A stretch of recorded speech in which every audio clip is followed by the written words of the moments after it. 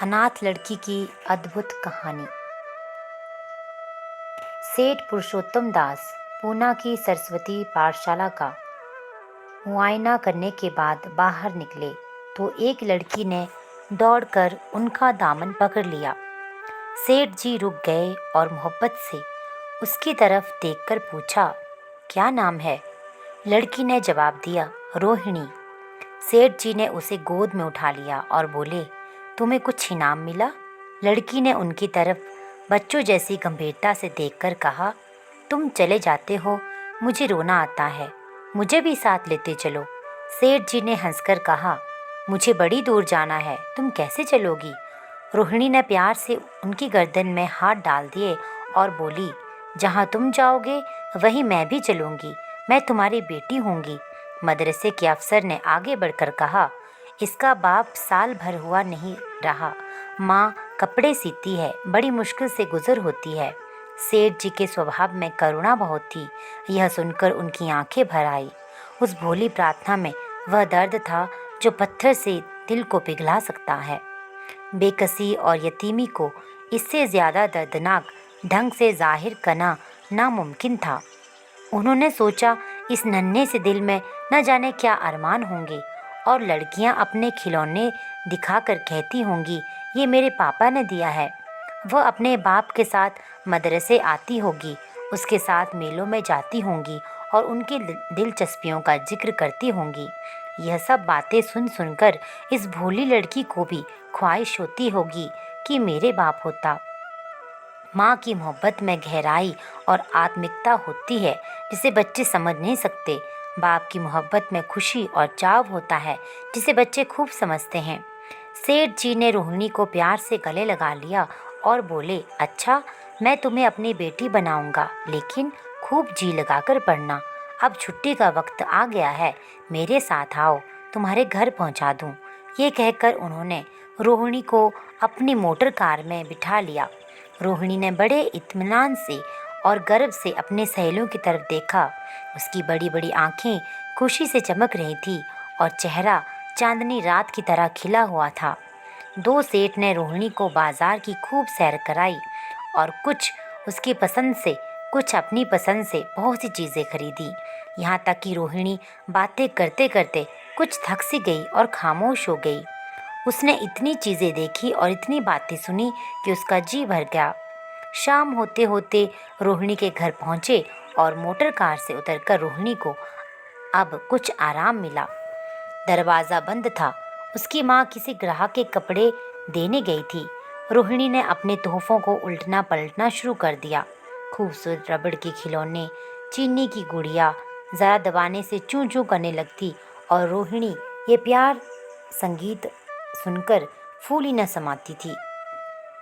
रेशमी कपड़े और रंग बिरंगी साड़ियों की कई बंडल थे, लेकिन मखमली बूटे की गुलकारियों ने उसे खूब लुभाया था। उसे उन चीज़ों के पाने की जितनी खुशी थी, उससे ज़्यादा उन्हें अपनी सहेलियों को दिखाने की बेचैनी थी। सुंदरी के जूते अच्छे सही, लेकिन उनमें ऐसे फूल कहाँ हैं? ऐसी गुड़िया उसने कभी देखी भी ना होगी। इन ख्यालों से उसके दिल में उमंग भर आई और वह अपनी मोहिनी आवाज़ में एक गीत गाने लगी। सेठ जी दरवाजे पर खड़े इन पवित्र दृश्य का हार्दिक आनंद उठा रहे थे। इतने में रोहिणी की माँ रुक्मणी कपड़ों की एक पोटली लिए हुई आती दिखाई दी। रोहिणी ने खुशी से पागल होकर एक छलांग भरी और उसके पैरों से लिपट गई। रुक्मणी का चेहरा पीला था, आंखों में हसरत और बेकसी छिपी हुई थी। गुप्त चिंता का सजीव चित्र मालूम होती थी, जिसके लिए जिंदगी में कोई सहारा नहीं। मगर रोहिणी को जब उसने गोद में उठाकर प्यार से चूमा, जरा देर के लिए उसकी आंखों में उम्मीद और जिंदगी की झलक दिखाई दी। मुरझाया हुआ फूल खिल गया। बोली, आज तू इतनी देर तक कहाँ रही? मैं तुझे ढूंढने पाठशाला गई थी। रोहिणी ने हुमक कर कहा, मैं मोटर कार पर बैठकर बाजार गई थी, वहाँ से बहुत अच्छी अच्छी चीज़ें लाई हूँ। ये देखो कौन खड़ा है। माँ ने सेठ की तरफ देखा और लजा कर सिर झुका लिया। बरामदे में पहुँचते ही रोहिणी माँ की गोद से उतरकर सेठ जी के पास चली गई और अपनी माँ को यकीन दिलाने के लिए भोलेपन से बोली, क्यों, तुम मेरे पापा हो ना? सेठ जी ने उसे प्यार करके कहा, हाँ तुम मेरी प्यारी बेटी हो। रोहिणी ने उनसे मुंह की तरफ याचना भरी आंखों से देखकर कहा, अब तुम रोज यहीं रहा करोगे? सेठ जी ने उसके बाल सुलझाकर जवाब दिया, मैं यहाँ रहूँगा तो काम कौन करेगा? मैं कभी कभी तुम्हें देखने आया करूँगा, लेकिन वहाँ से तुम्हारे लिए अच्छी अच्छी चीज़ें भेजूँगा। रोहिणी बहुत उदास सी हो गई। इतने में उसकी माँ ने मकान का दरवाज़ा खोल दिया और बड़ी फुर्ती से मैले बिछावन और फटे हुए कपड़े समेटकर कोने में डाल दिए कि कहीं सेठ जी की निगाह उन पर न पड़ जाए। यह स्वाभिमान स्त्रियों की खास अपनी चीज़ है। रुक्मणी अब इस सोच में पड़ी थी कि मैं इनकी क्या खातिर तवज्जो करूं। उसने सेठ जी का नाम सुना था। उसका पति हमेशा उनकी बड़ाई किया करता था। वह उनके दया और उदारता की चर्चाएं अनेकों बार सुन चुकी थी। वह उन्हें अपने मन का देवता समझा करती थी। उससे क्या उम्मीद थी कि कभी उसका घर भी उनके कदमों से रोशन होगा, लेकिन आज वह शुभ दिन संयोग से आया तो इस काबिल भी नहीं कि उन्हें बैठने के लिए एक मोड़ा दे सके। घर में पान और इलायची भी नहीं। वह अपने आंसुओं को किसी तरह रोक सकी। आखिर जब अंधेरा हो गया और पास के ठाकुर द्वारे से घंटों और नगाड़ों की आवाज़ें आने लगी तो उन्होंने ज़रा ऊंची आवाज़ में कहा, बाई जी अब मैं जाता हूँ, मुझे अभी यहाँ बहुत काम करना है। मेरी रोहिणी को कोई तकलीफ़ ना हो। मुझे जब मौका मिलेगा उसे देखने आऊँगा। उसके पालने पोसने का काम मेरा है और मैं उसे बहुत खुशी से पूरा करूँगा। उसके लिए अब तुम कोई फिक्र मत करो। मैंने उसका वजीफ़ा बांध दिया है और यह उसकी पहली किश्त है। ये कहकर उन्होंने अपना खूबसूरत बटुआ निकाला और रुक्मणी के सामने रख दिया। गरीब औरत की आंखों में आंसू जारी थे। उसका जी बरबस चाहता था कि उसके पैरों को पकड़कर खूब रोए। आज बहुत दिनों के बाद एक सच्चे हमदर्द की आवाज़ उसके मन में आई थी। जब सेठ जी चले गए तो उसने दोनों हाथों से प्रणाम किया। उसके हृदय की गहराइयों से प्रार्थना निकली, आपने एक बेबस पर दया की है, ईश्वर आपको इसका बदला दे। दूसरे दिन रोहिणी पाठशाला गई तो उसकी माँ की सज धज आंखों में खूबी जाती थी। उस्तानियों ने उसे बारी बारी प्यार किया। उसकी सहेलियां उसकी एक एक चीज़ को आश्चर्य से देखती और ललचाती थी। अच्छे कपड़ों से कुछ स्वाभिमान का अनुभव होता है। आज रोहिणी वह गरीब लड़की न रही जो दूसरों की तरह विवश नेत्रों से देखा करती थी। आज उसकी एक एक क्रिया से शैशवोचित गर्व और चंचलता टपकती थी। उसकी जुबान एक दम के लिए भी न रुकती थी। कभी मोटर की तेजी का जिक्र था, कभी बाजार के दिलचस्पियों का बयान, कभी अपनी गुड़ियों के कुशल मंगल की चर्चा थी और कभी अपने बाप की मोहब्बत की दास्तान। दिल था कि उमंगों से भरा हुआ था।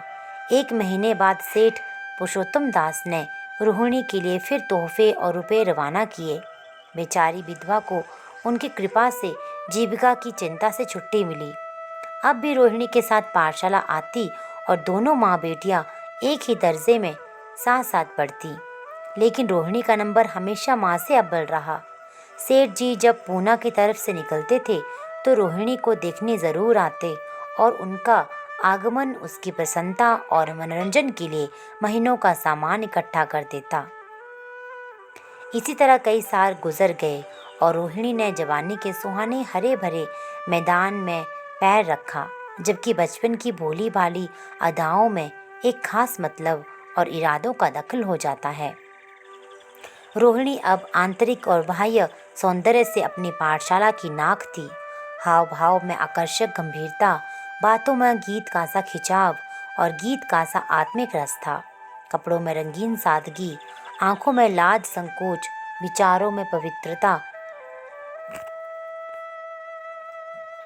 जबानी थी मगर घमंड और बनावट और चंचलता से मुक्त।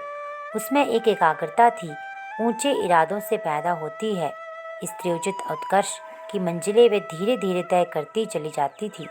3 सेठ जी के बड़े बेटे नरोत्तम दास कई साल तक अमेरिका और जर्मनी की यूनिवर्सिटियों की खाक छानने के बाद इंजीनियरिंग विभाग में काम हासिल करने के बाद आए थे।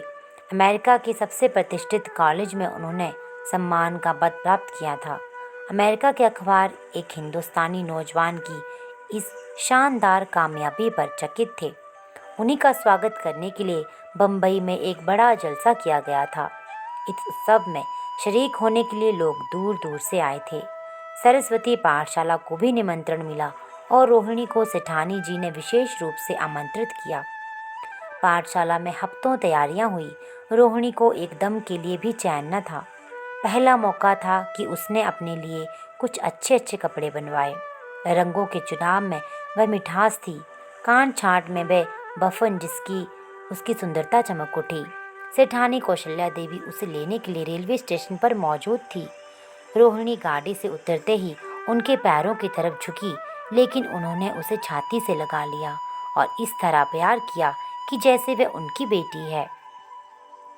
वह उसे बार बार देखती थी और आंखों से गर्व और प्रेम टपक पड़ता था। इस जलसे के लिए ठीक समुद्र के किनारे एक हरे भरे सुहाने मैदान में एक लंबा चौड़ा शामियाना लगाया गया था। एक तरफ आदमियों का समुद्र उमड़ा हुआ था, दूसरी तरफ समुद्र की लहरें उमड़ रही थी। गोया भी इस खुशी में शरीक थी। जब उपस्थित लोगों ने रोहिणी के बाई के आने की खबर सुनी तो हजारों आदमी उसे देखने के लिए खड़े हो गए। यही तो वे लड़की है जिसने अब की शास्त्री की परीक्षा पास की है।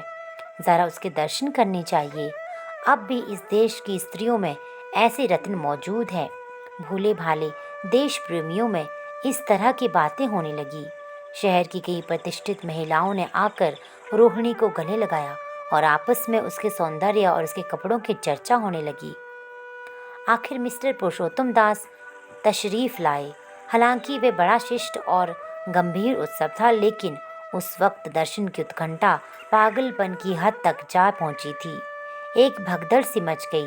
कुर्सियों की कतारें गड़बड़ हो गई। कोई कुर्सी पर खड़ा हुआ, कोई उसके हाथों पर। कुछ मनचले लोगों ने शामियाने की रस्सियां पकड़ी, उन पर जा लटके। कई मिनट तक यही तूफान मचा रहा। कहीं कुर्सियां टूटी, कहीं कुर्सियां उल्टी और कोई किसी के ऊपर गिरा, कोई नीचे। ज्यादा तेज लोगों में धौल धप्पा होने लगा। तब बीन की सुहानी आवाजें आने लगी। रोहिणी ने अपनी मंडली के साथ देश प्रेम में डूबा हुआ गीत शुरू किया। सारे उपस्थित लोग बिल्कुल शांत थे और उस समय वह सुरीला राग, उसकी कोमलता और स्वच्छता, उसकी प्रभावशाली मधुरता, उसकी उत्साह भरी वाणी दिलों पर वह नशा सा पैदा कर रही थी, जिससे प्रेम की लहरें उठती, जो दिल से बुराइयों को मिटाता है और उससे जिंदगी की हमेशा याद रहने वाली यादगारें पैदा हो जाती हैं। गीत बंद होने पर तारीफ की एक आवाज़ न आई। वही ताने कानों में अब तक गूंज रही थी। गाने के बाद विभिन्न संस्थाओं की तरफ से अभिनंदन पेश हुए और तब नरोत्तम दास लोगों को धन्यवाद देने के लिए खड़े हुए। लेकिन उनके भाषण से लोगों को थोड़ी निराशा हुई। यूं दोस्तों की मंडली में उनकी वृत्तिता और आवेग के प्रवाह की कोई सीमा न थी, लेकिन सार्वजनिक सभा के सामने खड़े होने की शब्द और विचार दोनों ही उनसे बेवफाई कर जाते थे। उन्होंने बड़ी बड़ी मुश्किल से धन्यवाद के कुछ शब्द कहे और तब अपनी योग्यता की लज्जित स्वीकृति के साथ अपनी जगह पर आ बैठे। कितने ही लोग उनकी योग्यता पर ज्ञानियों की तरह सिर हिलाने लगे। अब जलसा खत्म होने का वक्त आया। वह रेशमी हार जो सरस्वती पाठशाला की ओर से भेजा गया था, मेज पर रखा हुआ था। उसे हीरों के गले में कौन डाले? प्रेसिडेंट ने महिलाओं की पंक्ति की ओर नजर दौड़ाई। सुनने वाली आंख रोहिणी पर पड़ी और ठहर गई। उसकी छाती धड़कने लगी, लेकिन उत्सव के सभापति के आदेश का पालन आवश्यक था। वह सर झुकाए हुए मेज के पास आई और कांपते हाथों से हार को उठा लिया। एक क्षण के लिए दोनों की आंखें मिली और रोहिणी ने नरोत्तम दास के गले में हार डाल दिया। दूसरे दिन सरस्वती पाठशाला के मेहमान विदा हुए, लेकिन कौशल्या देवी ने रोहिणी को न जाने के लिए कहा। बोली, अभी तुम्हें देखने से जी नहीं भरा। तुम्हें यहाँ एक हफ्ता रहना होगा। आखिर मैं भी तो तुम्हारी माँ हूँ। एक माँ से इतना प्यार और दूसरी माँ से इतना अलगाव। रोहिणी कुछ जवाब न दे सकी। यह सारा हफ्ता कौशल्या देवी उसकी विदाई की तैयारियों में खर्च किया। 7वें दिन उसे विदा करने के लिए स्टेशन तक आई। चलते वक्त उससे गले मिली और बहुत कोशिश करने पर भी आंखों को आंसू आने से न रोक सकी। नरोत्तम दास भी आए थे। उनका चेहरा उदास था।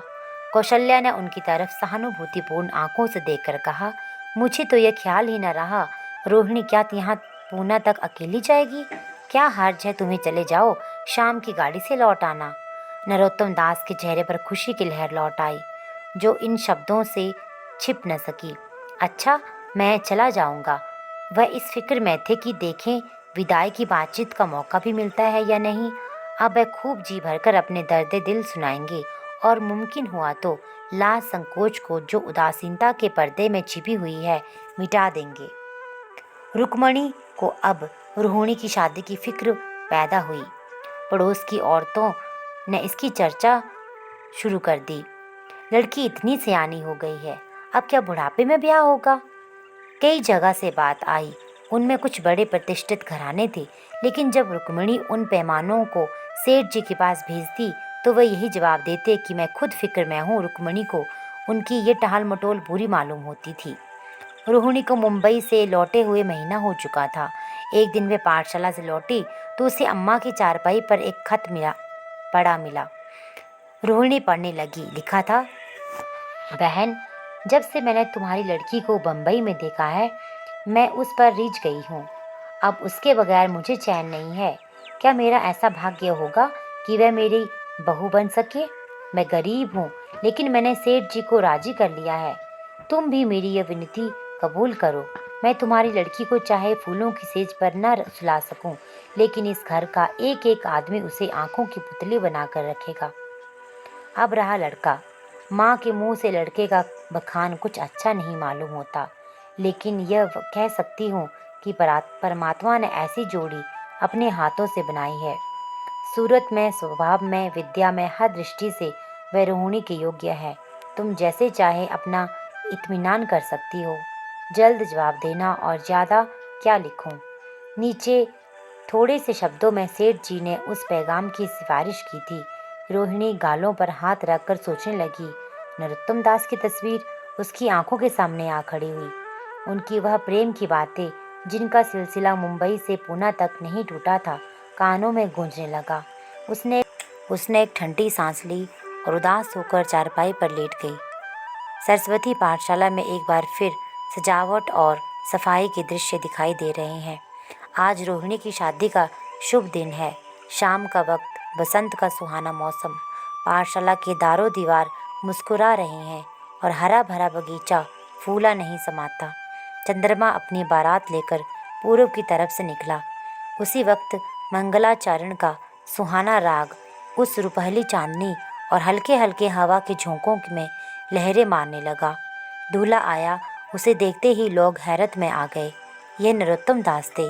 दूल्हा मंडप के नीचे गया। रोहिणी की माँ अपने को रोक न सकी। उसी वक्त जाकर सेठ जी के पैर पर गिर पड़ी। रोहिणी की आंखों से प्रेम और आनंद की आंसू बहने लगे। मंडप के नीचे हवन कुंड बना हुआ था। हवन शुरू हुआ। खुशबू की लपटें हवा में उठी और सारा मैदान महक उठा। लोगों के दिलो दिमाग में ताजगी की उमंग पैदा हुई। फिर संस्कार की बारी आई। दूल्हा और दुल्हन ने आपस में हमदर्दी, जिम्मेदारी और वफादारी के पवित्र शब्द अपने जवानों से कहे। विवाह की बेमुबारक जंजीर गले में पड़ी, जिसमें वजन है, शक्ति है, पाबंदियां हैं, लेकिन वजन के साथ सुख और पाबंदियों के साथ विश्वास है। दोनों दिलों में उस वक्त एक नई बलवान आत्मिक शक्ति की अनुभूति हो रही थी। अब शादी की रस्में खत्म हो गई तो नाच गाने की मजलिस का दौर आया।